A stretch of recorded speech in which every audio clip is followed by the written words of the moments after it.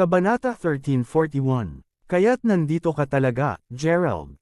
Tulad ng naisip ko, wala sa planetang ito ang masyadong nakatago para sa akin. Ang aking paghuhusga ay palaging magiging tumpak. Sigaw ni Felton habang kumikislap ng isang mahinang ngiti. Gerald, magmadali at talunin ang kontrabida na ito hanggang sa mamatay. Hindi lang siya ang naghiwa ng braso ni Sierra, ngunit kung dumating ka ng isang segundo na huli na, papatayin mo rin ako. Sigaw ni Monica habang nakatingin kay Felton, ang paunang takot na dahan daw ang natunaw. Dahan daw ang tinapik ang ulo ni Monica, pagkatapos ay tiningnan ni Gerald si Felton na may mahinang ngiti bago sinabi, "Anuman, bukod sa iyong paghuhusga, na magiging ako sa nayong ito, ano pa ang nahulaan mo?" Panipi, "Oh, nagtataka, hindi ba? Kaya, hinuhulaan ko na ang lahat ng iyong pagsasanay at kasanayan ay mabubure sa akin ngayon. Kasunod nito, ibabalik kita sa Gunter Manor para makitungo sa iyo ang aking lola. O mas gugustuhin mong sirain kita mismo?" Panipi, "Masyadong malaki ang tiwala mo, ibibigay ko sa iyo yan." "Medyo masyadong tiwala, sasabihin ko, dahil wala ka pa ring nagagawa." Panipi, "Ano ang masasabi ko? Palagi akong ganito." Panipi, "Narinig iyon," saka tumanggaw si Gerald bago sabihin, "Kita ko, nakikita ko." "Nako, bibiguin kita ngayon, G. Gunter, Leo, kumilos ka, at mag-ingat sa patay na ani." Panipi, pinatunayan. Angal ni Leo habang nakataas ang ulo bago humakbang. Pagkaraan ng isang segundo, sumabog ang isang malakas na tunog sa paligid ni Leo habang ang alikabok ay lumipad sa buong lugar. Kahit na naintindihan niya na ang lupa, at kahit na ang mga bundok, ay nanginginig mula sa napakalaking lakas na pinakawalan ni Leo, nagpakita lamang si Felton ng isang mapaglarong ngiti bago siya kinutsaan, kaya't tila nahanap mo ang iyong sarili na isang katulong. Malaking bagay. Ang pangalawa ay napagtanto niya kung ano ang totoong nangyayari, subalit, natagpuan ni Felton ang kanyang sarili na nagyayelo sa lugar habang ang kanyang ngiti ay dahan-daang nawala. Sa gitna ng alikabok, nakita ni Felton ang katawan ni Leo na patuloy na lumalaki at lumalaki. Sa oras na siya ay tapos na lumaki, Leo nakatayo ng hindi bababa sa 3 metro ang taas, isang kumpletong higanti ng isang tao. Tulad ng kung hindi pa iyon sapat na pananakot, ang mga kalamnan sa kanyang katawan ngayon ay tila kahawig ng isang malabakal na pagkakayari. Panipi, tuldok tuldok tuldok. Ha! Ungol ni Felton habang ang kanyang mga talukap ng mata ay nagsimulang mabilis na kumaibot. Bago pa makabangon si Felton mula sa kanyang pagkabigla, nagsimula na ring tumakbo sa kanya si Leo. Tulad ng kung hindi pa sapat iyon, kahit na hindi pa siya ganoon kalapit kay Felton, ginamit na ni Leo ang kanyang napakahusay na aura upang malak ng husto si Felton sa lugar. Hindi ito maganda. Ungol ni Felton sa ilalim ng kanyang hininga nang agad niyang sinubukan na gamitin ang magic artifact ng pamilyang Gunter na dinala niya. Ang patay na ani. Gayunpaman, handa na si Leo para kay Felton na gamitin ang taktika na iyon. Napagtanto kung ano ang sinusubukan ni Leo na gawin, nagpalabas ng malakas na ungol ang tainga. Ang lakas mismo ng ugong ay naging sanhi ng pagring ng tainga ni Felton na ligaw, na pinapunta ng walang laman ang kanyang isipan. Pansamantalang naparalisa ang kanyang katawan, madaling may hagis ni Leo si Felton sa hangin. Bago tumalo ng sarili at sinuntok si Felton patungo sa lupa, diretso sa dibdib. Narinig ang pagputok ng kanyang mga buto, agad na nag-agos ng dugo si Felton. Ang kanyang buong mundo ngayon ay umiikot habang ang kanyang katawan ay mabilis na bumababa sa lupa. Habang si Leo ay abala sa Felton, si Gerald mismo ay abala sa pakikipaglaban sa mga Panginoon ng pamilyang Gunter, kahit na ang pakikipaglaban ay labis na pahayag. Pagkatapos ng lahat, mabilis siyang nakitungo sa lahat ng mga Panginoon ng pamilya na iyon ng madali habang siya ay naggupit ng mga gulay para sa hapunan, at lahat sila ay patay na sa isang tumpok ngayon. Pagbalik sa Felton, ang kanyang katawan ay mabangga ng malakas sa lupa na sanhi ng isang malaking butas na nabuo sa paligid niya. Sa oras na tumira ang alikabok, naglalakad na si Leo patungo sa paralisadong lalaki, kumuyam ang mga bakal na kamao habang handa na siyang suntukin muli si Felton. Walang alinlangan na kung ang pangalawang suntok na ito ay nakarating, si Felton ay tunay na magtatapos na hindi hihigit sa tinadtad na karne. Nang makita iyon, si Gerald, na tapos na sa mga Panginoon ng pamilyang Gunter, ay agad na sumigaw, "Leo, teka! Sa lahat ng nararapat na paggalang, G. Crawford, hindi lamang ang mayabang at nangingibabaw na bata na ito ang nakagawa ng napakaraming masasamang krimen, ngunit nagsinungaling din siya sa amin ng diretsyo sa aming mga mukha. Totoong naisip ko na siya ay magiging isang hindi kapanipaniwala na master, ngunit sa paglaon, wala siyang iba kundi isang walang silbi na tao. Sagot ni Leo na malinaw na mukhang wala pang sapat na kasiyahan at hinahangad na magpatuloy sa pag-atake. Ang isang pagmamasid na ginawa ni Gerald, pagkatapos ng pagbabago ni Leo, ay ang katotohanan na natapos si Leo na medyo masyadong masigasig sa mga mapanira na bagay. Anuman, mabilis na sumagot si Gerald, huwag mo lang siyang patayin. Pagkatapos ng lahat, siya ang panganay na batang master ng pamilyang Gunter. Ano pa, narinig ko na talaga ang dotes sa kanya ni Lord Gunter. Panipi, tama iyan. Natutuwa akong medyo makatutuhanan ka pa rin, Gerald. Totoo na ang aking lola ay pinakagusto sa akin, kaya kung tunay na tapusin mo ako ngayon, tiyak na pipirain ka niya. Sa pag-iisip na iyon, magmadali at sabihin sa halimaw na ito na mag-back off upang maaari kang bumalik sa akin upang makita ang aking lola. Kung gagawin mo ito, isa sa alang-alang ko ang pagbibigay sa iyo ng isa pang pagkakataon. Panipi, sa oras na inutusan ni Gerald si Leo na tumigil, natakot na si Felton hanggang sa mamatay na. Pagkatapos ng lahat, mula pa noong siya ay isang bata, siya ay naging napakalakas at hindi kailanman tunay na sineryoso ang sinuman. Ang katotohanan na siya ay ganap na walang magawa bago ang nakamutate na halimaw na ito ay isang nakagugulat na karanasan para kay Felton, at bago sumigaw si Gerald, naisip talaga ni Felton na hindi niya maiiwan ang anumang mga huling salita. Anuman ang kaso, dahil sinabi ni Gerald sa halimaw na iyon na maghintay, tiyak na nangangahulugan iyon na nagkakaroon siya ng pangalawang pag-iisip na alam kung gaano kalakas ang mga Gunters. Kabanata 1342, Pagkakataon, ano man ang pinagsasabi mo? Tanong ni Gerald habang nakatingin kay Felton, na nakahiga pa rin sa lupa, bago pumalakpak. Kaya, kung palayain mo ako ngayon, sasabihin ko sa aking lola na huwag lumapit at pahirapan ang mga bagay sa mga nakatira sa shantytown na ito. Kung hindi mo gagawin, mabuti. Tiyak na magaganap ang aking lola sa isang pagbaha ng dugo dito. Sagot ni Felton. Hindi ako sigurado kung anong mga maling akala ang mayroon ka, ngunit sinabi ko lang kay Leo na huwag ka agad patayin dahil pinapayagang mamatay ka tulad nito ay tiyak na mababawasan ang pagdurusa ng iyong lola. Ngayon ay magiging isang tunay na awa. Ngisi ni Gerald na nakangiti. Ang pangalawang nakita niya ang nakasisindak na ngiti ni Gerald, naramdaman ni Felton na parabang nagyelo ang buong katawan niya, at posibleng maging ang kanyang espiritu. Pagkalipas ng ilang segundo, nag-utol siya. Ano ang eksaktong ibig mong sabihin sa? Maniwala ka sa akin ng sinabi. Kung iniisip ko kung paano ako makitungo sa buong paglalakbay ko rito. Sa huli, napagpasyahan kong medyo kapaki-pakinabang ka pa rin sa akin. Sa pag-iisip na iyon, hindi kita basta-basta pinapayagan na mamatay ka ng madali. Anuman ang kaso, maglinis ka muna ng eksena, Leo. Maaari mong iwan ang batang ito sa akin. Utos kay Gerald habang agad na nagsisimulang maayos si Leo sa pagtatapon ng maraming sariwang bangkay.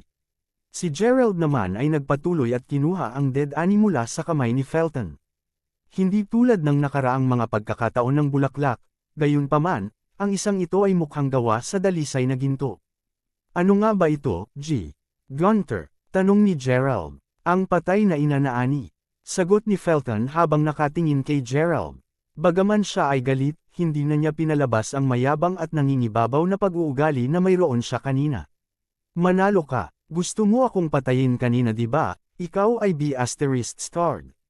Papatayin kita sa halip ngayon. Sigaw ni Monica mula sa asol habang siya ay lumalakad paakyat kay Felton bago ito hinampas ng mariin sa pisngi.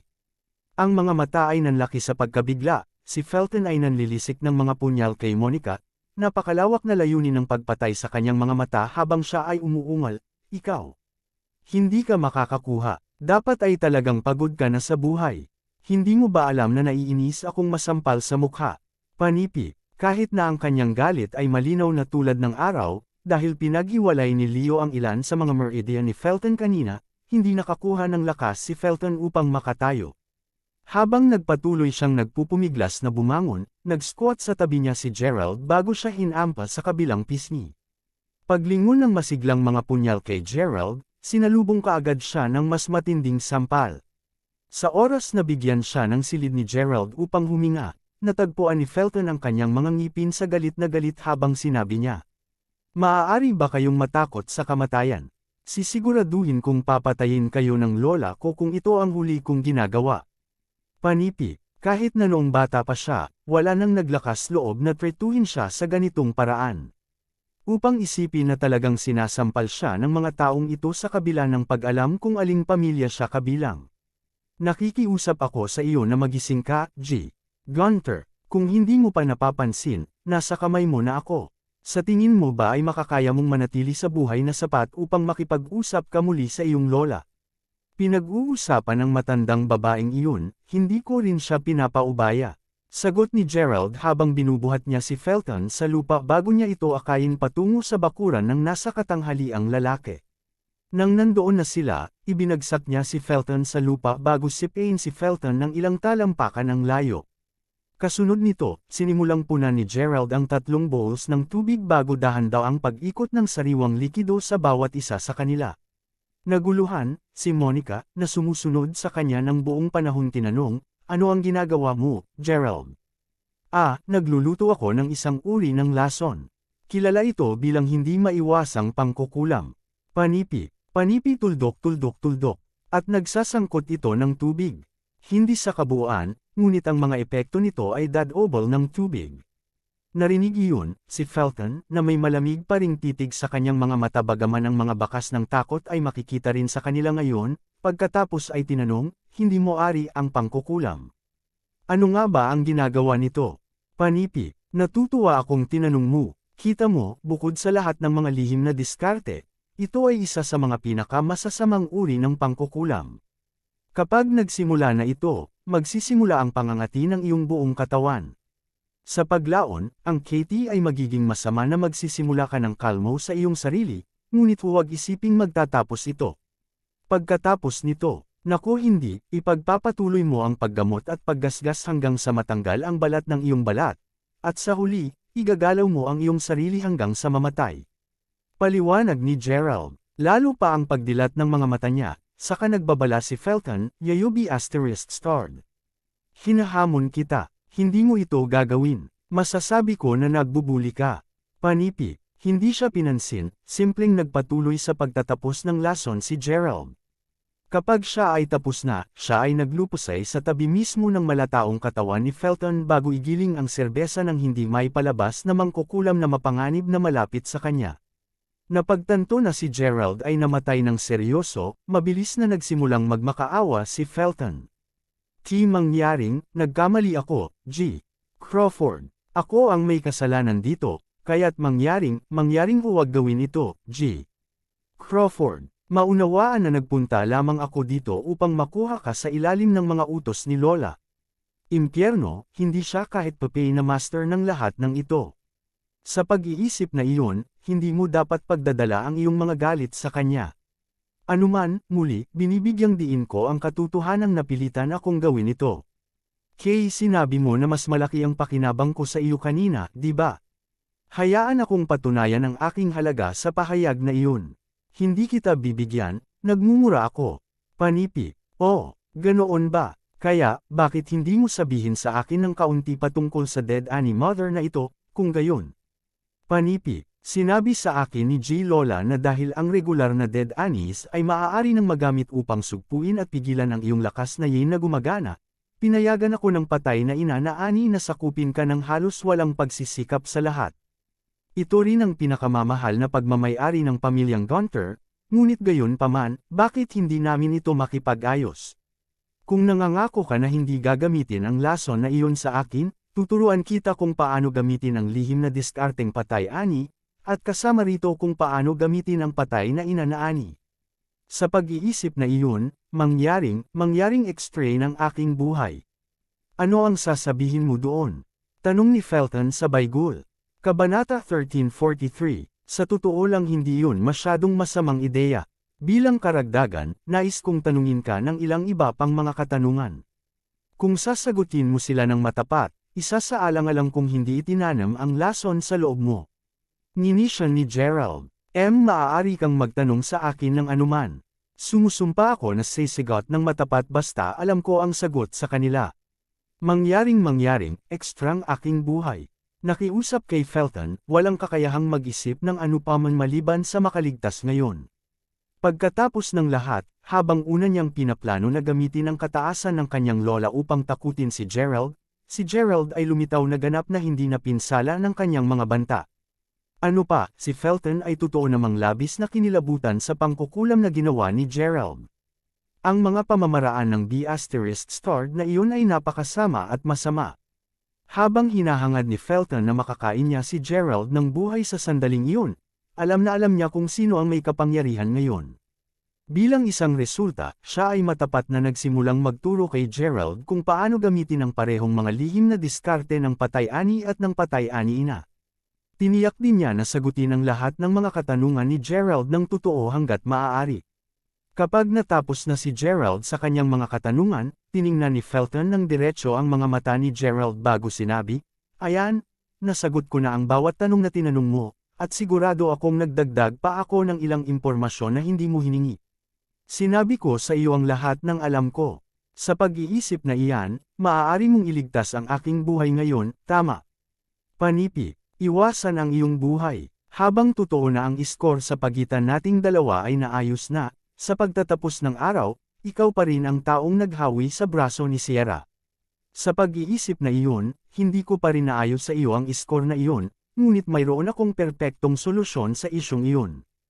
Itatanim ko lang ang lason sa iyo at kasama nito, isa sa alang-alang ko ang anumang masamang dugo na mayroon kami bago ito upang matapos at matapos na." Nakangiting sagot ni Gerald, Ikaw ay B****. Gaano ka manggahas na magpakatanga sa akin?" Umungal ang galit na si Felton habang ang asul na mga ugat ay agad na nagsimulang ilantad ang kanilang mga sarili sa noo. "Kaya paano kung ginawa ko? Talaga bang iniisip mo na pakakawalan lang kita, batang uto?" Nginisya ni Gerald bago igiling ang nilalaman ng mangkok kay Felton. Sa walang oras na patag, matagumpay na naitanim ni Gerald ang hindi maiwasang pangkukulam sa katawan ni Felton. "Bumigkas ka ng B****. Papatayin kita. Kukunin ko. Hihiwain kita sa 1,000 piraso kung hindi mo aalisin ang lason sa kaagad na ito." Sumigaw si Felton na halos hysterically habang siya ay nagsimulang desperadong pakikibaka sa lupa. Pinapanood ang malakas na emosyon ng galit at takot na lumitaw sa mukha ni Felton. Simpleng sagot ni Gerald, "Alisin." Wala kang ideya kung bakit ito tinawag na hindi may palabas na mangkukulam, hindi ba? Panipi tuldok. Mayroon bang kahulugan sa likod ng pangalang iyon? Habang isinasaalang-alang lamang na ito ay isa sa mga mas masasamang witchcraft kasama ng mga lihim na diskarte, walang duda, ang pinakamakapangyarihang, at sa mabuting kadahilanan din. Pagkatapos ng lahat, tunay na walang paraan ng pag-aalis nito. Para malaman mo, ang mga tala lamang ng paglikha ng partikular na mangkukulam na ito ang natagpuan sa lihim na libro ng mga diskarte. Sa pag-iisip na iyon, walang tunay na nakakaalam kung paano ito alisin. Anuman, hindi mo kailangang mag-alala ng masyadong mabilis dahil hindi ko naaktibo ang lason. Gayunpaman, ang mga epekto ng hindi mapatalsik na pangkukulam ay agad na magsisimulang magkabisa sa pangalawang paggamit mo ng iyong panloob na lakas. Isaalang-alang ito ng isang babala at huwag sisihin sa akin dapat dumating ang isang oras kapag naaktibo mo ang iyong panloob na lakas sa iyong sariling pag-uugali at pinalitaw ang lason. Ang isa pang bagay na dapat tandaan ay kahit na namamahala ka upang makahanap ng isang master upang subukang tulungan na alisin ang pangkukulam mula sa iyong katawan minsan sa hinaharap, tiyaking hindi mo sinasadyang gumamit ng anumang mahahalagang chi upang mapalabas ito. Natatawang paliwanag ni Gerald, "Doon, walang paraan upang alisin ito. Ikaw." Ungol ni Felton, pakiramdam ng sobrang bigo. Sa kabila ng pagiging galit niya, gayunpaman, hindi siya naglakas loob na sabihin kahit isang salita kay Gerald. Ang tanging nagagawa lamang niya upang mapakalma ang kanyang sarili ay ang pag-agaw sa dumi sa lupa. Habang nais niyang subukang humingi ng awa, pinigilan niya dahil na itatanim na rin ni Gerald ang pangkukulam sa kanyang katawan. Sa pag-iisip na, hanggat hindi na kontento si Gerald, madali niyang matrigger ang lason, na nagiging sanhi ng mga bagay na napakabilis na maging sobrang pangit. Sa sandaling iyon, si Leo, na nag-iba na sa kanyang orihinal na estado, ay lumakad at sinipa si Leo ng ilang beses bago sinabi, "Tapos na ang lahat, G. Crawford." "Hey, bakit hindi papatay ang batang ito? Mayroon bang dahilan upang panatilihin siyang buhay?" "Panipi, medyo kapaki-pakinabang pa rin siya sa akin, kahit na maaari mong sirain ang kanyang panloob na lakas sa paglaon bago itapon siya sa bodega ng alak at isara siya doon. Gayun din, sasamahan kita sa iyo na manatili dito sa Shantytown, upang maprotektahan si Monica at ang iba pang mga taga-baryo." Habang sinabi ko kay Felton na magpadala ng isang text message upang sabihin sa mga nasasakupang pamilya ng Gunter na baguhin ang kanilang target, "Mas mabuti ang pakiramdam ko kung manatili ka rito, kung sakali." Sagot ni Gerald, "Napakahusay, G. Crawford. Ano ang gagawin mo pansamantala?" "Panipi, oh, mahahanap ko si Rosie Slow. Huwag mag-alala, maaari akong pumunta sa aking sarili." Sabi ni Gerald bago agad tumalikod para umalis, balak na hanapin ulit sina Seth at Suri. Kabanata 1344, "Sumama ka ngayon, batang-bata. Hinahagis kita sa bodega ng alak." Sabi ni Leo na may chuckle bago buhatin si Felton ng isang solong kamay. Sa kanyang kasalukuyang estado, naramdaman ni Felton na wala siyang iba kundi isang maliit na sisiw na hindi man lang naglakas loob na labanan o makipag-usap. Tungkol naman sa panig ni Gerald, tinitiyak ni Suri na makipag-ugnay kay Rosie sa sandaling dumating ang tanghali, na sinasabi sa kanya na may isang taong nais na makipagkita sa kanya. Dahil sa labis na pagtitiwala ni Rosie kay Suri, pumayag siyang makipagkita kay Gerald sa kabila ng abala sa kanyang schedule. Kasabay nito, dumiretso sina Gerald, Suri, at Seth sa kumpanya, sa Curtain City, kung saan kasalukuyang nandoon si Rosie. Sa pagkakasalubong sa kanya, agad na nadarama ni Gerald na si Rosie ay may napakalakas na aura, tulad ng inaasahan niyang magkakaroon siya. Sa madaling salita, nagkaroon siya ng isang perpektong katawan para makibagay sa babaeng nakaputi. Anuman, sa trio na nakatayo ngayon sa harap niya, ang makinis at magandang babae, na mukhang isang nangingibabaw na chairman sa edad na 27 edad, ay nagtanong, "Ikaw si G. Crawford, tama? Sinabi sa akin ni Suri na hinahanap mo ako. Paano kita matutulungan?" "Isang kasiyahan na makilala ka, Chairman Slow.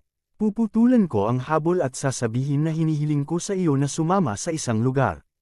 Mas partikular, nais kong hiramin ka ng mas mababa sa 3 araw. Siyempre, hindi kita hinihiling na gawin mo ito ng libre." Mula sa narinig ko mula sa Suri, ang iyong kumpanya ay lilito na kasalukuyang nakakaranas ng isang napakalaking krisis sa pananalapi. Tama ba ako? Sasabihin ko ito ngayon na kung sa ngayon ka sa aking kahilingan, handa akong bayaran ka ng higit sa 10 beses sa halaga ng kasalukuyan mong utang. Sagot ni Gerald nang hindi pinapalo ang palumpong. Nang marinig iyon, medyo nakasimangot si Rosie.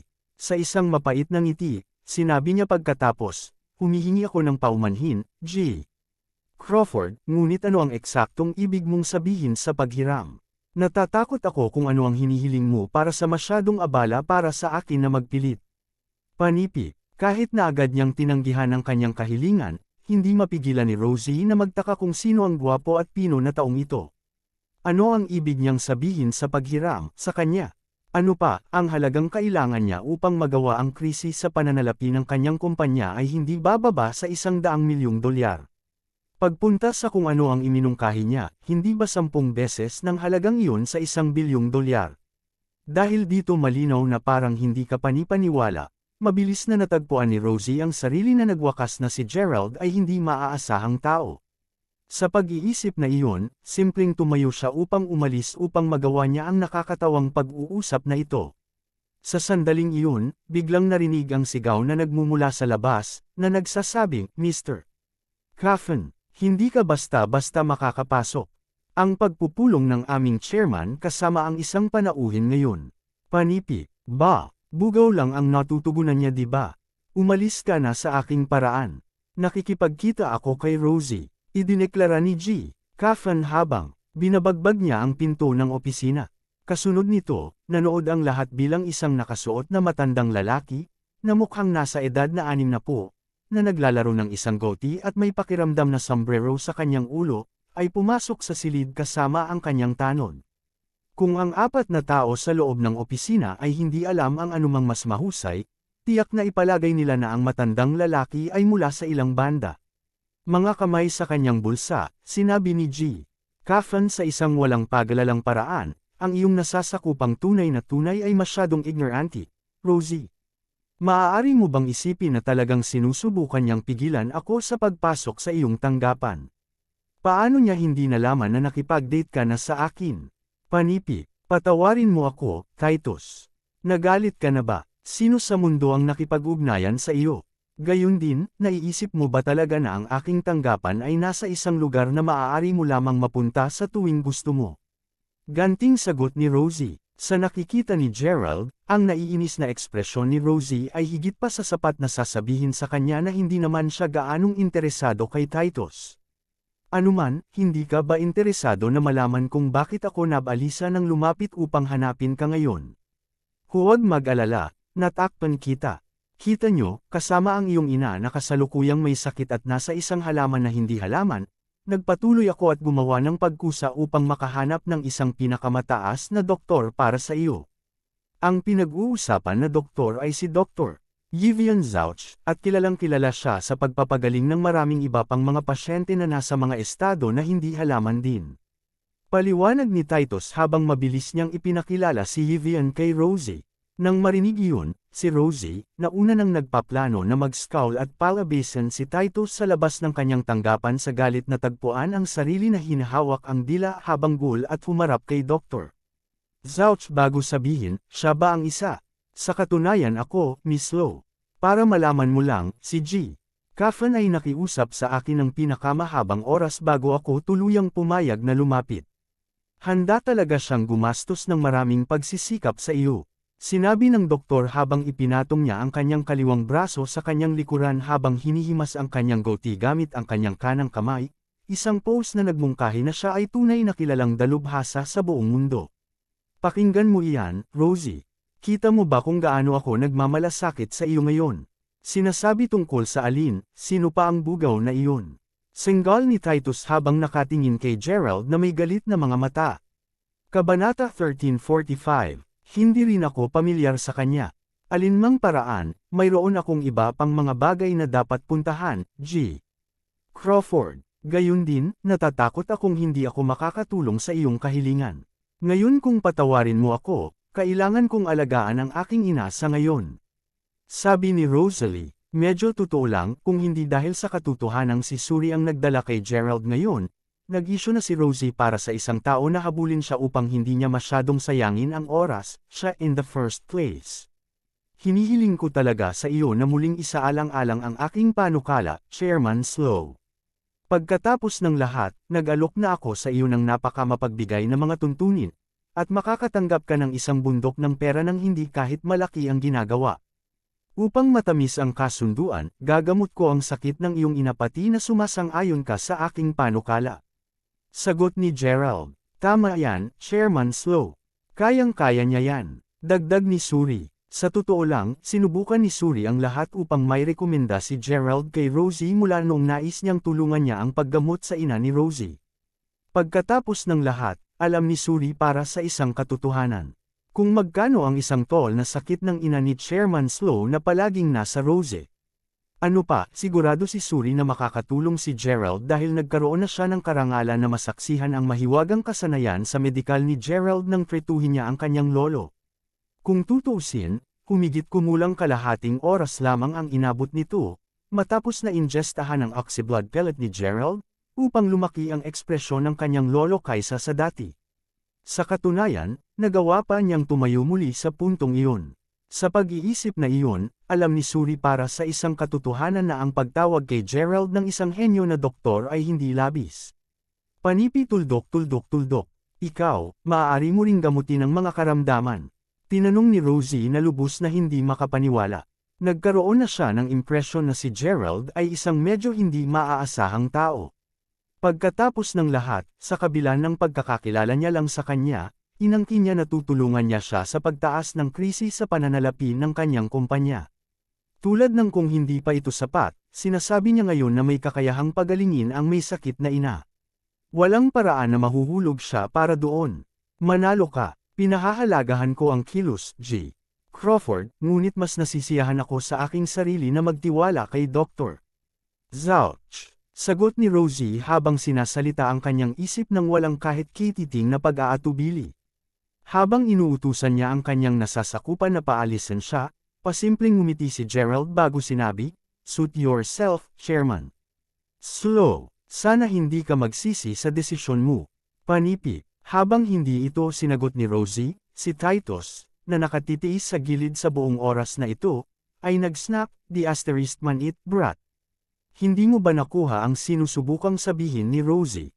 Ikaw ay ilang bata lamang na hindi pa nakikita ang karamihan sa mundong ito. Paano mo masasabi na ikaw ay may kakayahang magpagaling ng mga karamdaman? Sa totoo lang, sa palagay ko mayroon ka lamang ibang mga motibo para sa pagsubok na mapalapit sa kasintahan ko. Itapon agad ang lalaking ito, Hero. Panipi. Sa lahat ng nararapat na paggalang, G. Kafen, nangako ako na hindi ko sasalakayin ng sinuman ng walang sandata. Kung tinangka ka munang atakehin ng taong ito, tiyak na tinuruan ko siya ng aral sa ngayon. Gayunpaman, hindi lamang niya nagawa iyon, ngunit wala siyang hawak na sandata. Simple lang siyang hitsura ng isang regular na Joe at hindi ko kayang saktan ng isang taong ganyan. Tumugon si Hero, na nakatayo sa likuran ni G. Kafen sa buong oras na ito na nakakross ang mga braso, habang dinilat niya ng bahagya ang mga mata bago umiling. Kahit na si Hero ay nagpalabas ng isang medyo mayabang at nangingibabaw na aura, simpleng sagot ni Titus, "Hindi ito oras upang isipin ang tungkol sa iyong panunumpa. Turuan mo na lang siya ng leksyon." Panipi. At ano nga ba ang eksaktong iniuutos mo sa kanya na gawin? Anuman ang kaso, dumating si G. Crawford upang salubungin ako ngayon, kaya't huwag ka bang magsimulang gumawa ng kahit ano sa kanya ngayon. Hindi ka maaaring kumilos ng walang pakundangan ayon sa gusto mo dahil lamang sa may isang master ka sa tabi mo. Sagot ni Rosie, kahit na hindi niya talaga gusto si Gerald, sa huli, si Suri ang nagdala sa kanya rito. Dahil tinatrato niya si Suri tulad ng kanyang kapatid at matalik na kaibigan, si Rosie ay humakbang upang pigilan si Titus, upang mabigyan lamang siya ng ilang mukha. Kung hindi si Suri ang nag-anyaya kay Gerald, gayunpaman, lihim na inaasahan ni Rosie na turuan lamang ni Titus ang batang ito, na hindi alam ang anumang mas mahusay, isang magandang aral. Naririnig mo yan, brat. Nakikiusap na si Rosie para sa iyo, kaya mas mabuti kang mawala kaagad sa instant na ito. Kung hindi man, ipapakita ko sa iyo kung gaano ako katindi. Binalaan ni Titus. Narinig iyon, pasimpleng umisi si Gerald na may isang nakangiting-ngiti habang umiling. Ikaw ang bata. Ano ang tinatawanan mo? Ungol ni Titus. Sa itsura nito, mukhang tiningnan kanya, Mr. Kafen, sabi ni Vivian na nanahimik sa buong oras na ito. Natatawa ako sa sobrang tiwala mo. To think na ang isang tulad mo ay karapat-dapat pa rin sa titulong Miss. Kafen, hindi mo ba alam ang iyong sariling mga kakayahan? Ganting sagot ni Gerald sa paglipat nito para umalis na ng pintuan. Gayunpaman, biglang hinarang ni Hero ang daanan ni Gerald, ang mga braso ay tumawid pa rin habang dinilat ang mga mata, bago sabihin, ngayong ininsulto mo si G. Kafen, hindi kita maaaring payagan na umalis ka lang ng ganyan. Nagtuturo ako sa iyo ng isang aralin dito mismo at ngayon. Panipi. Ang paraan ng kanyang pagsasalita ay nagmungkahi na ang lahat sa mundo ay walang anuman kundi nakakaawa na mga langgam sa kanya. Ito ay ang kayabangan ng isang mandirigma. Alam mo, pagkatapos marinig na patuloy kang humihimok tungkol sa pagtuturo sa akin ng isang aralin, nag-usisa ako kung saan mo nakuha ang iyong kumpiyansa. Anuman, sana maunawaan mo na ang pagpapagaling sa iyong ina at pagharap sa krisis sa pananalapi ng iyong kumpanya ay wala sa kalooban lamang. Ang pagtanggi sa aking kahilingan ay isa pang bagay sa kabuuan. Binalaan ni Gerald matapos lumingon upang tumingin kay Rosie na may isang nakangiting ngiti. 4F ****. Banta mo ba talaga ang fiancé ko sa harapan ko? Talunin mo siya hanggang sa mamatay na, Hero. Utos ni Titus. Mukhang kailangan kong gumawa ng isang pagbubukod upang makitungo sa langgam na ito ngayon. Sagot ni Hero habang umiling. Tila ba ayaw pa ring sirain ang kanyang panunumpa habang umusad siya sa isang hakbang. Kabanata 1346. Ang pangalawang Hero ay napalapit kay Gerald, Subalit, pasimpleng itinaas ni Gerald ang braso at hinampas ang mukha ni Hero sa likod ng kanyang kamay. Habang hindi talaga ginamit ni Gerald ang gaanong puwersa, simpleng paggamit ng pagkawalang galaw mula sa pagtaas ng kanyang braso upang matamaan si Hero, natapos si Hero na umiikot ng 2 beses sa hangin bago tuluyang lumapag sa itaas ng isang mesa ng kape na, sa kabilang banda, nadurog.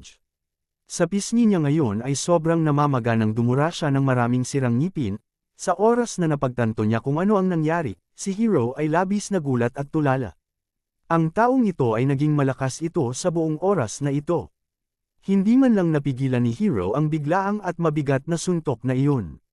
Paano naging posible iyon? Sa puntong ito, laking gulat ni Titus na maaari lamang siyang lumukso sa takot habang siya ay umatras. Kahit si Rosie ay natagpuan ang kanyang mga eyelid na medyo kumikislot.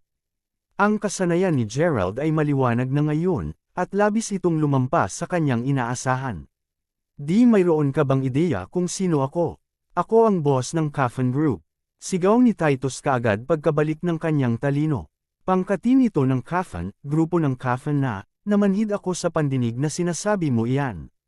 Tapat ba na sinusubukan mo pa ring gamitin ang Coffin Group mo na banta ako? Bulyo ni Gerald habang nakatingin kay Titus na may isang frigid expression. Nag-iisa lamang ang nakasisilaw na pakiramdam ni Titus na parang isang daloy ng kuryente ang tumakbo sa kanyang katawan. Nanginginig sa takot, wala siyang ideya kung saan nagmula ang gulat na ito, ngunit ano pa man ang kaso, takot na takot siya na parang ang kanyang buhay ay hindi na pagmamayari. Sa pamamagitan nito, agad siyang tumanggo sa kanyang estado ng takot na takot habang sinabi niya, "Huwag mo akong hampasin. Tama ka, lahat ng sasabihin mo simula ngayon totoo. Panipi, wala pa akong pangangailangan na tama ka pa." Ungol ni Gerald habang nakatitig ng titig kay Titus. Kasunod nito, pagkatapos ay tumingin siya kay Rosie bago sinabi, "Miss Lowe, bibigyan kita ng 1 minuto upang muling isaalang-alang ito. Muli, tandaan na hanggat sumasang-ayon ka sa aking hiling, prituhin ko ang iyong inapati na bibigyan kita ng kabayaran na higit sa 10 beses kung ano ang kailangan mo upang ibigay ang iyong krisis sa pananalapi." Panipi, matapos sampilan si Hero, ang totoong aura ni Gerald ay sumiklab sa buhay, at sa mga mata ni Rosie, hindi na siya mukhang isang manloloko lamang. Sa halip, naramdaman niya ngayon na tulad ng isang taong napakalakas at nakakatakot. Sa madaling salita, sa wakas ay nagsisimulang maniwala na siya sa mga sinabi ni Gerald.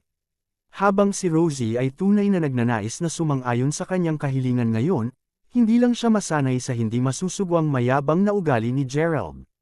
"Manalo, sinabi mo na tutulungan mo ako, ngunit nagtataka ako kung gaano talaga ketotoo ang pahayag na iyon. Pagkatapos ng lahat, ang aking kumpanya ay nakaharap sa isang napakalaking krisis sa pananalapi, at kailangan ko ng kahit $100 milyong upang ganap na malinis ang issue. Sinabi mong handa kang bayaran ng 10 beses sa halagang iyon, di ba? Nananatili pa rin ba ang iyong pahayag?" Sumagot Rosie, pakiramdam lubos na hindi kumbinsido. "Oh, $100 milyong lamang ito." Tanong ni Gerald, pakiramdam ng tunay na nagulat.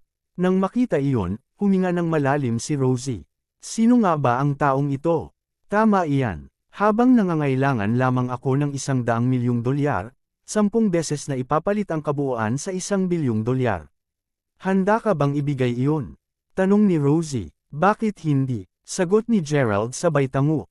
"Ano, ikaw, dahil handa kang mag-fork ng higit sa $1 bilyong, bakit hindi mo na lang ako bigyan ng $10 bilyong? Sabi ni Rosie, ang kanyang mga mata ngayon ay tuluyan ng nanlaki sa gulat. Kahit si Titus ay nagulat na hindi makapagsalita sa sandaling iyon.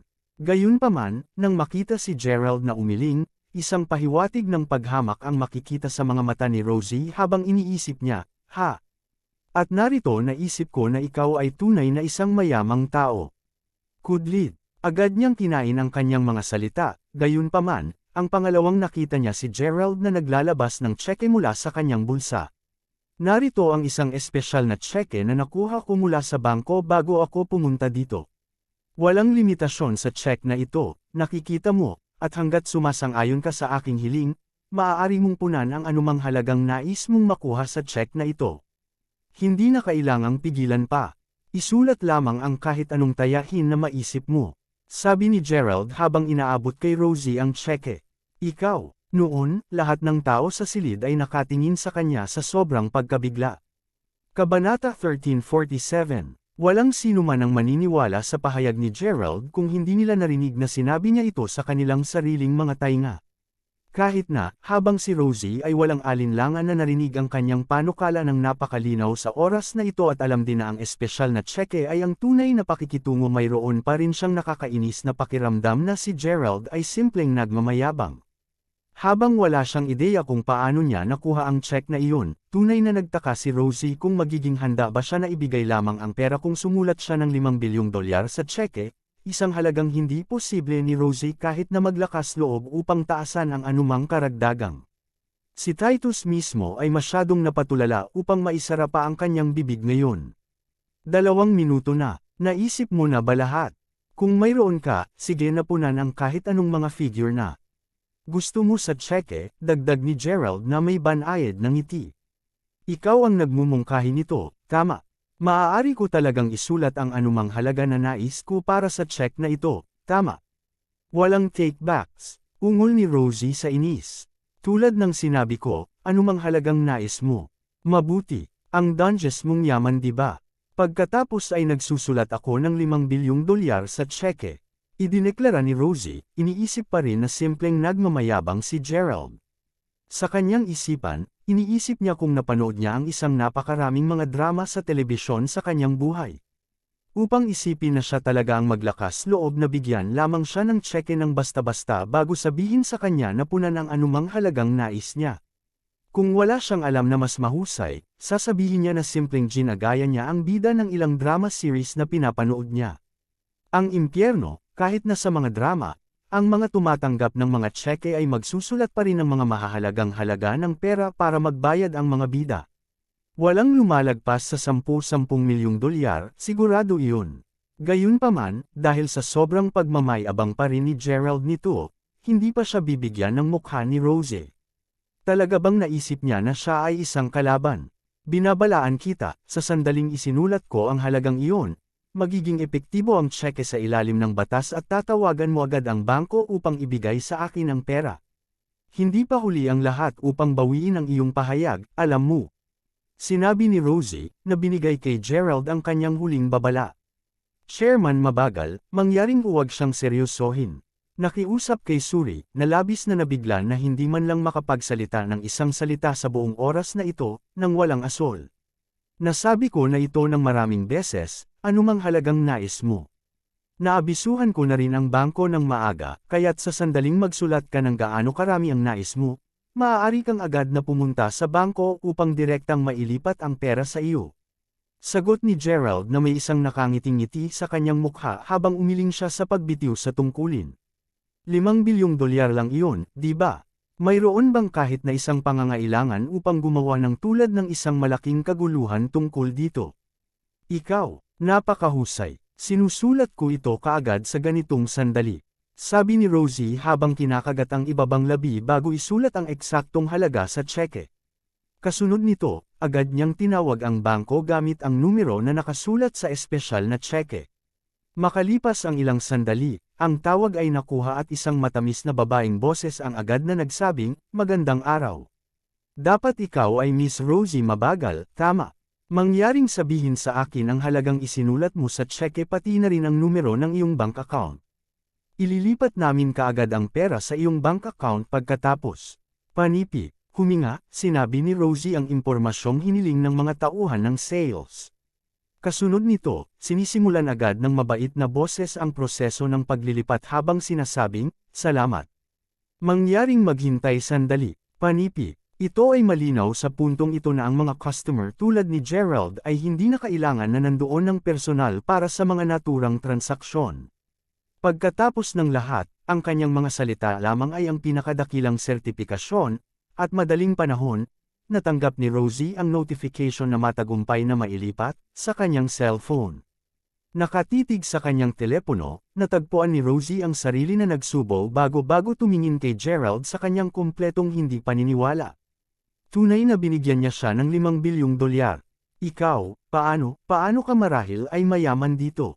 Paano kung nagsulat ako ng 50 bilyong dolyar sa halip na 5 bilyon sa tseke ngayon lang? Tanong ng flabbergasted Rosie. Kaya paano kung sumulat ka ng 50 bilyong dolyar? Extra zero lang naman, di ba big deal? Sagot ni Gerald. Talagang hindi niya maisip kung bakit ang mga tao ay nagbibigay ng labis na kahalagahan sa pera. Pagkatapos ng lahat, si Gerald mismo ay patuloy na nagtataka kung paano siya makakabalik sa pamumuhay bilang isang mahirap. Nako, kung paano na-miss niya ang kanyang nakaka-relax at kasiya siyang mga araw bilang isang mahirap na tao. Ito ay labis na zero. Bulalas ni Rosie, gulat na gulat ulit sa sinabi ni Gerald. Maaari bang may lumapit at bugbugin na ang lalaking ito? Siya ay sobrang-sobra. Anuman, dahil naayos na ang bahagi ng pagbabayad, magtungo na tayo. Sabi ni Gerald. Tumungo na. Saan? Takang tanong ni Rosie. Hindi ba malubhang may sakit ang iyong ina? Pagagalingan ko muna siya at sundin iyon, inaasahan kong manatili ka sa iyong pagtatapos ng deal at pahintulutan akong hiramin ka ng 3 araw. Kapag natapos na ang 3 araw, matagumpay na nakumpleto ang iyong gawain. Kung sa tingin mo ay hindi pa sapat ang pera ng kabayaran sa panahong iyon, malaya kang humingi sa akin ng higit pa. Hell, kung gugustuhin mo ang isa pang tseke tulad ng isa mula sa mas maaga, ayos rin ako sa iyon, sagot ni Gerald habang isinasok ang isang kamay sa kanyang bulsa bago lumakad sa pintuan. Ang pangalawa ay nilakasan niya si Titus, agad na gumalang si Titus kay Gerald habang sumisigaw, "Kapatid!" Nagsisisi siya ngayon sa paghusga kay Gerald lamang sa kanyang hitsura. Kung tutuusin, si Gerald ay isang tunay na may kakayahan at matibay na tao. Kabanata 13:48. Ano pa, para sa isang tao na basta-basta na mag-abot ng isang blankong tseke sa isang tao at sabihin sa kanila na magsulat lamang subalit gaano ang gusto nila. Gaano yaman siya kahit na nasabi lang ang isang bagay tulad niyan.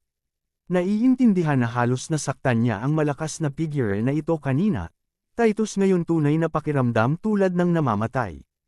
Anuman, bagaman pinili lamang ni Gerald na huwag pansinin si Titus habang nahawakan ng kanyang kamay ang doorknob, bigla niyang narinig ang ibang tao, mula sa likuran niya, na tumatawag, "Kapatid."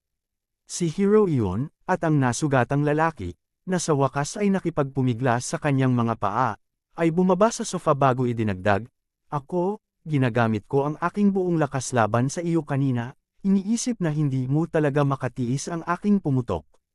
Ngunit ikaw ay masyadong malakas ngayon. Sabihin mo sa akin, kapatid, kung gaanong lakas ang talagang ginamit mo sa akin kanina." Panipi. Pagbalik sa casual na pagtingin kay Hero, simpleng sagot ni Gerald, "Lakas. Bahagya kong nagamit ang anumang. Sabihin sa katotohanan, ito ay isang simpleng alon lamang ng aking kamay." Panipi. Ano? Bulalas ng nakatulalang Hero habang pasimpleng lumabas ng pintuan si Gerald nang hindi lumingon. Nasa oras na iyon nang sa wakas ay handa na si Rosie na maniwala na ang matapat na taong ito ay tunay na isang tunay, natitirang, at misteryosong nangungunang Panginoon. Napakalakas niya na sa totoo lang, pakiramdam ni Rosie na wala siyang ibang pagpipilian kundi magtiwala sa kanya. Gayunpaman, hindi niya maiwasang magtaka kung bakit gusto niyang hiramin siya sa loob ng 3 araw, may binabalak ba siyang gawin sa kanya? Pagkatapos ay muli, gumastos na siya ng napakaraming pera upang mabayaran siya, at handa pa siyang gamutin ang kanyang ina. Bakit niya gagawin ang lahat na iyon upang makasama lamang siya? Marahil, tulad ng maraming magulo na saloobin ang tumatakbo sa isipan ni Rosie, natagpuan niya ang kanyang sarili na mabilis na kumalas mula rito. Ano na naman ang iniisip niya? Ang kanyang kaakit-akit na mukha ngayon ay namumula ng napakalakas, pasimpleng tumakbo si Rosie sa pagsunod kay Gerald. Samantala, pabalik sa Gunter Manor, nakaharap si Irith sa isa sa kanyang mga nasasakupan ng tanungin niya, "Well, nagawa mo na bang makipag-ugnay kay Felton? Hindi ba siya nagtungo upang hulihin si Gerald? Bakit hindi pa siya bumalik?" Panipi. Habang totoo na lumabas siya upang arestuhin si Gerald, nagpadala ng mensahe sa amin si G. Felton kanina na nagsasabi na nakatakas si Gerald sa mga bundok, Lady Gunter. Habang tinangka naming agad na makipag-ugnay sa kanya pagkatapos nito, mabilis naming napagtanto na hindi namin siya makakarating. Sa maaari nating ipalagay, Hinabol niya si Gerald ng napakalayo sa bundok na nakarating siya sa isang lugar na walang signal. Magalang na ipinaliwanag ang isa sa mga nasasakupan. Sa alam ko, ang kasalukuyang Gerald ay simpleng isang master ng Spirit Earth Realm ng pinakamahusay. Sa pag-iisip na iyon, hindi dapat maging problema kay Felton na talunin siya lahat. Ano pa, dinala niya pa ang patay na ina na si Annie, ang pinakamahalagang pag-aari ng aming pamilya, kung sakali. Sa pamamagitan nito, kahit na tumakbo siya sa isang nangungunang Panginoon na katulad ng dati niyang nabangga, ang master na iyon ay hindi magagawang labanan ang aming mahiwagang artifact. Alin ang nagtatanong, ano ang tumatagal sa kanya? Nais kong lahat kayong agad na magtungo sa bundok din upang tulungan si Felton. Sabi ni Aerith na nakakunot ang noo. Affirmative, Lady Gunther. Sagot ng subordinate bago tumakbo. Si Aerith mismo ang simpleng lumingon upang tumingin sa screen bago siya. Maaari mong ihinto ang pagtatago ngayon. Alam ko na nakikinig ka na sa pag-uusap namin simula pa lang. Malamig na sabi ni Aerith. Kasunod nito, isang batang babae ang dahan-daang lumabas mula sa likod ng screen. Si Yumi iyon. Hindi niya alam kung bakit at kailan ito nagsimula, ngunit simpleng hindi makakalimutan ni Yumi ang tungkol kay Gerald, at nahanap niya ang kanyang sarili na palaging iniisip siya. Totoong umaasa siyang makikita niya siya muli, kahit na hindi niya alam kung mangyari iyon. Gayunpaman, sa huli, ang tunay niyang hinahangad na sana ay hindi sana mapunta sa huli si Gerald na mahuli siya ng kanyang lola. Dapat kang labis na nasiyahan na hindi ko pa nahuhuli ang batang iyon, hindi ba? Tanong ni Aerith habang nakatingin kay Yumi, ang galing ng boses nito. Bakit kailangan pa natin siyang hulihin, Lola? Wala siyang sama ng loob o hinaing laban sa amin, at binabalak pa niyang bisitahin ka bago ito. Sa pag-iisip na iyan, bakit kailangan mong makipagtulungan sa Judgment Portal upang saktan siya? Hindi ba maayos ang lahat ng ito sa pamamagitan lamang ng pakikipag-chat sa kanya? Kapag tapos na iyon, maaari mo na lang siyang pakawalan, di ba?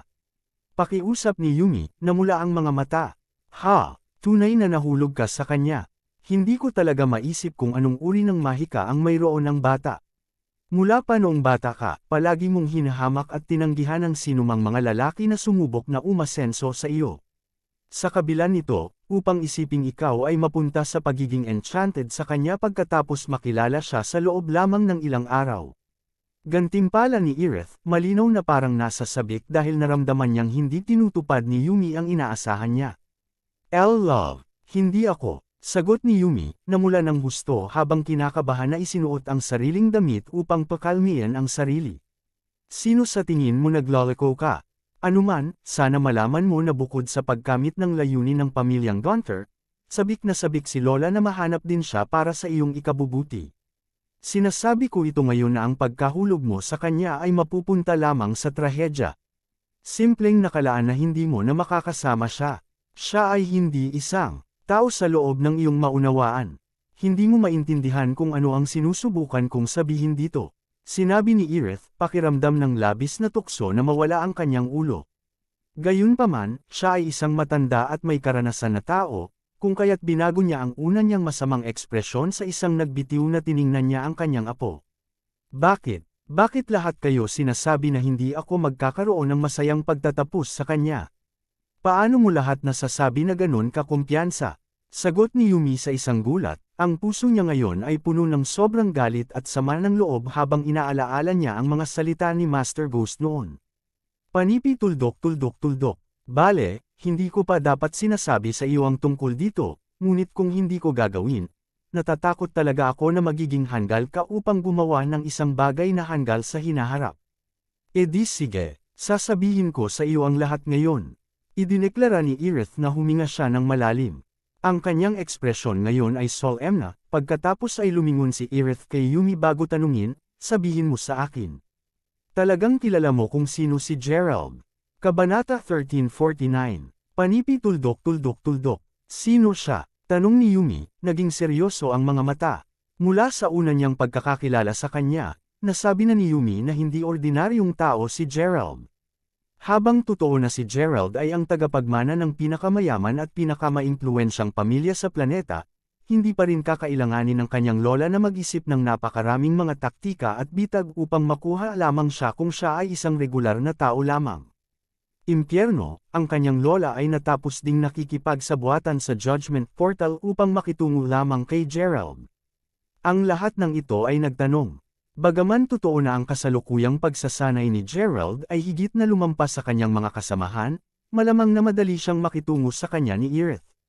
Sa madaling salita, hindi talaga kailangan ng mga mula sa Judgment Portal na mas malakas pa kumpara sa pamilya ni Yumi, upang makipagkunwari sa mga Gunters upang makitungo lamang kay Gerald. Pagkatapos ng lahat, anong pangangailangan ang naroon upang sumali sa mga puwersa kung ang parehong partido ay malinaw na may kakayahang makuha siya sa kanilang sarili?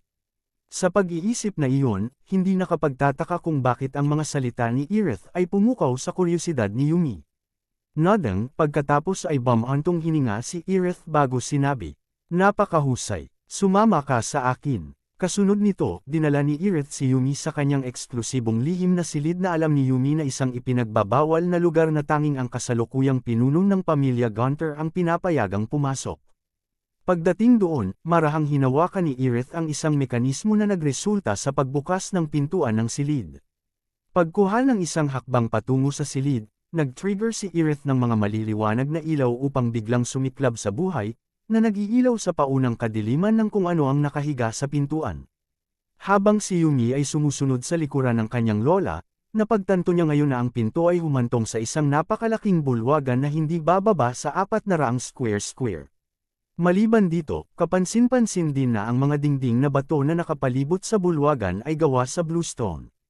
Anuman, pagkatapos maglakad ng ilang sandali, pareho silang tuluyan na tumayo sa harap ng isang malaking kabaong na inilagay sa ibabaw ng isang mataas na platform na nakahiga sa gitna ng tila isang lobby. Ang kabaong mismo ay tumingin medyo kakaiba, upang masabi lang. Ito ay kahawig ng isang kristal na walang hanggang kabaong, at ang ilalim nito sa paanuman ay naglalabas ng hangin. Habang ang loob ng kabaong ay hindi gaanong malinaw na nakikita pa ni Yumi na sa loob nito ay may bangkay ng isang babae. Matapos magtagal ng pagtataka sa babae, matagal nang napagtanto ni Yumi na may higit pang kinikilabutan sa silid. Para sa isa, ang mga bookshelf ay nakadikit sa bawat dingding sa silid, at bawat isa sa kanila ay napuno ng labi ng pinakamahalagang lihim na mga libro ng pamilya Gunter. Bukod sa mayroon ding isang stand ng insenso, na kasalukuyang may hawak na maraming nasusunog na mga stick ng insenso, sa pinakahilagang pader, at inilagay patayo malapit dito, ay isang piraso ng jade. Isang hakbang pasulong, napansin din ni Yumi ang pagkakaroon ng isang malaking alchemy na kaldero, ang kasalukuyang nilalaman nito na nagpapalabas ng lahat ng uri ng mga makukulay na ilaw na matapat na mukhang kakaiba at kitikot-takot. Ngayon sa pinakamataas na pag-usisa, natagpuan ni Yumi ang kanyang sarili na sinasabing, "Lola." Dahil ito ang kauna-unahang pagkakataon na pumapasok ka sa lugar na ito, hindi matulungan na medyo mausisa ka. Anuman, narito ang lihim na silid kung saan itinatago ng aming pamilya ang aming pinakamahiwaga at prized na pag-aari. Habang sa tama, ang ulo lamang ng Gunter ang pinapayagang makapasok sa silid na ito, gumagawa ako ng isang pagbubukod para sa iyo ngayon. Casual na sinabi ni Aerith. Narinig iyon, huminga si Yumi bago nagtanong, "Ito, kabaong. Maaari bang hawakan nito ang sinaunang bangkay ng babaeng iyon na dati nating hinahanap sa ilalim ng dagat?" Panipi, siya na, sige. Kabanata 1350, ganun ba talaga kahalaga siya? Kahit na si Gerald ay hinahanap pa rin siya. Sa totoo lang, kung hindi mo siya ginaya sa mga patay na anis noon, magtagumpay na siya sa paghanap sa kanya sa puntong ito. Takang tanong ni Yumi. Well, syempre hinahanap mo pa rin siya. Kung sa bagay, itong babaeng nakasuot ng puti ay isa sa mga kababaihan ni Gerald. Sagot ni Aerith habang pinipikit ang mga mata. Siya, si Gerald ano? Ngunit, nasa loob na siya ng kabaong na hindi bababa sa 10,000 ng mga taon, hindi ba? Tanong ni Yumi, umiling-iling na hindi makapaniwala. Kaya, upang maging mas tiyak, ang kanyang pangalan ay Zyla Lockland, at siya ang babae ni Gerald sa kanyang nakaraang buhay. Anuman, itigil ang pagkagambala sa akin at hayaan mo akong magpaliwanag bago ka magtanong ng anumang higit pang mga katanungan. Maiintindihan mo ang lahat kapag tapos na akong magpaliwanag. Sagot ni Irith habang ipinatong ang kanyang mga braso sa likuran niya bago nagsimulang umatras pabalik-balik habang dahan-dahan niyang sinabi kay Yumi ang buong kwento. Sa tainga niya ay naninigas, nakinig si Yumi habang sinabi ni Irith, habang sigurado akong alam mo na ang aming pamilya ay isang sinaunang pamilya, sa palagay ko hindi ko na nasabi sa iyo ang tungkol sa isang banal na sibilisasyon na umiral na daan-daang libong mga taon nakaraan, ito ay kilala bilang ang dakilang sibilisasyon ng unang panahon. Panipi, noon, ang mga sinaunang sekta ng pagsasanay ay marami, kaya maraming mga nakapagsanay sa kanilang sarili upang makamit ang espiritual na kaliwanagan.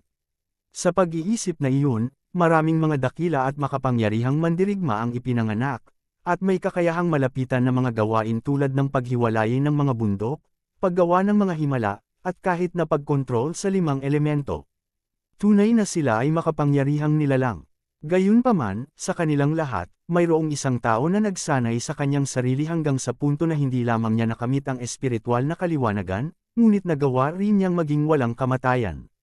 Mula sa araw na nagawa niyang makamit ang immortalidad, nakakuha siya ng kakayahang mabuhay kapwa sa langit at sa lupa nang hindi na kinakailangang reincarnate. Panipi, natagpuan ni Yumi ang kanyang mga mata na lalong nanlalaki ngayon, nahanap ang lahat na sinabi ng kanyang lola na kapwa kakaiba at mahiwaga. Kahit na, ang ningning ng mahusay na sibilisasyon ng unang panahon ay tulad ng isang bulalakaw. Sa madaling salita, kahit na ito ay parehong maliwanag at nakasisilaw, ito ay panandalian, at hindi rin ito dahan-daang lumabas. Ang buong sibilisasyon ay simpleng nawala nang walang bakas isang gabi.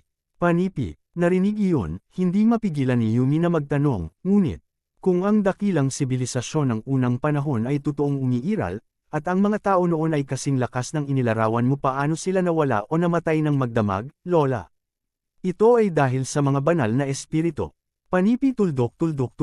Mga banal na espiritu. Sa katunayan, sa isip mo, maraming mga banal na espiritu sa mundo pabalik sa panahon ng mahusay na sibilisasyon ng unang panahon. Gayunpaman, sa hindi malamang kadahilanan, biglang nagsimulang tumigil ang pag-iral ng mga banal na espiritu. Nagsimula lang silang mawala sa labas ng asul. Nang hindi nakasalalay sa mga banal na espiritu, ang mga nagsasanay pa rin upang makamit ang pang-espiritual na kaliwanagan ay hindi maiiwasan ang sakuna, at ang kanilang mga kaluluwa ay natapos ng mawala. Sa pag-iisip na iyon, nang walang mga banal na espiritu para sa suporta, ang taong may immortal na katawan ay hindi maaaring magpatuloy na mapanatili ang kanyang sinaunang kapangyarihan. Panipi tuldok. Kung iyon ang kaso, kung gayon hindi ibig sabihin na ang lahat ng kanyang pagsisikap na maging pinakamakapangyarihang tao noon ay nasayang. Kung sabagay, kahit siya ay hindi makalaban sa sakuna. Sagot ni Yumi, "Diyan ka nagkakamali," sabi ni Irith na may mapait na ngiti sa labi habang umiling. "Mali ako. Kung gayon, nangangahulugan ba itong nagawa niyang maiwasan ang sakuna, kahit na hindi niya napapanatili ang kanyang immortal na katawan?" Panipi, tama iyan. Pagkatapos ng lahat, siya ang walang hanggang nangungunang Panginoon sa panahon ng mahusay na sibilisasyon ng unang panahon. Bumalik kapag nangyari ang sakuna, lahat ng mga dakilang Panginoon ay walang kakayahang lumaban pa, kaya't sa wakas ay namamatay sila o tumakas kung kaya nila. Ang lalaking iyon, gayunpaman, ay nagpasyang sumailalim sa isang supernatural transformation upang harapin ang sitwasyon. Dahil siya ay bihasa sa maraming mga supernatural na mga diskarte sa pagbabago, pinili niya na ibigay ang kanyang diwa sa primordial at gumamit ng isang artificial na reinkarnasyon na pamamaraan upang maiwasan ang sakuna. Upang makumplito ang pag-ikot na iyon, kailangan niyang muling magpakatawang tao ng 9 na beses, at sa kasalukuyan ay siya ang 9. Sa wakas ay gising na naman siya sa buhay na ito. Panipi. Kasunod nito, kinailangan ni Irith na pansamantalang mag-pause upang kalmado ang kanyang sarili sandali. Sa sandaling inalag niya ang pakiramdam, idinagdag niya pagkatapos, ang espiritu ng primordial mismo ay kilala bilang Herculean Primordial Spirit, at ang Herculean Supernatural Technique ay isang bagay na naisip niya. Sa pag-iisip na iyon, naiintindihan mo ba ngayon, Yumi? Ang sinumang namamahala na makuha ang kanilang mga kamay sa primordial na espiritu ay magagawang upang sanayin at makamit ang isang immortal na katawan. Sinasabi ko ito ngayon na ang sinasabi ko sa iyo ay isang napakalaking lihim. Napakakaunting mga tao sa mundo ang nakakaalam tungkol dito. Panipi, habang bumibilis ang hininga ni Yumi, tinanong niya ng hindi makapaniwala, Lola. Hindi mo masasabi na si Gerald ang primordial na espiritu ng nangungunang Panginoon noon, tama? Tandang pananong tandang padamdam Panipi. Pinapanood na halos mahulog si Yumi sa pagkabigla niya, sumagot si Irith, talaga nga. Alam ko rin na bukod sa aming pamilya at sa Judgment Portal, maraming iba pa ang sumusubok na hanapin at makalapit din sa kanya. Panipi, tandaan na si Gerald ay mayroon pa ring maraming naka-unlock na potensyal, at maraming lugar para sa kanya upang mapalago ang kanyang pag-unlad. Sa pag-iisip na iyon, kapwa ang aming pamilya at ang Judgment Portal ay totoong natatakot kay Gerald. Hindi lamang tayo naglalakas loob na harapin siya ng direkta, ngunit nag-aalala din kami na saktan siya ng sobra. Pagkatapos ng lahat, sino ang nakakaalam kung ano ang mangyayari kung hindi natin sinasadya na bigo siya ng labis na ang kanyang buong potensyal at kakayahan ay natapos ng mapilit. Sa pag-iisip na iyon, ang tanging bagay na naglakas loob nating gawin ngayon ay upang makuha muna siya. Kapag tapos na iyon, dahan-dahan nating malalaman kung paano makitungo sa kanya. Panipi, sa isang paraan, lahat ng ito ay isang pagsusugal, at ang tanging pagpipilian ay upang manalo. Sa pamamagitan nito, sana makita mo rin sa wakas ang mas malaking larawan ngayon. Sa palagay mo pa ba si Gerald ay isang tao na dapat ay inibig mo? Malamig na tanong ni Irith. Narinig iyon, si Yumi ay makakagawa lamang ng ilang hakbang paatras habang ang kawalan ng lakas ay sumilip sa kanyang buong katawan. Kung ang sinabi ni Irith ay totoo lahat, kung gayon tunay na walang paraan para sa kanya na maging malapit sa pagiging kwalipikado na mahalin siya,